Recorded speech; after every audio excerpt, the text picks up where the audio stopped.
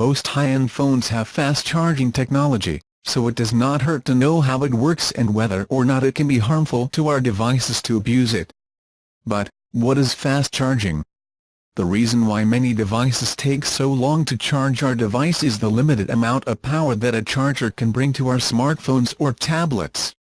Normally they usually work with 5W or less, and it is for a design decision that reduces the costs of the charger and ensures that the batteries of our devices do not suffer any damage by receiving too much energy. In reality, batteries can handle a greater amount of energy thanks to their internal circuitry, which is what sets the amount of energy that can be managed. Quick charge chargers take advantage of this to adjust the voltage and amperage up to 20W or 4, or higher if the device supports it. One of the main challenges when recharging our batteries with such voltages is to be able to dissipate the heat, so the phones or tablets must be prepared so that the battery does not expand by heat. One of the main concerns of users is whether using this method can damage the battery and cause it to break down.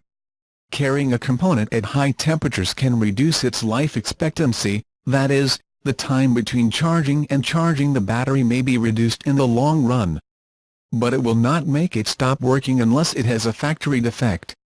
Fast charging is much more effective when we have low battery percentages, which can reach 50%, or more, of charge in less than 30 minutes. However, when reaching high percentages, the speed of the load is reduced,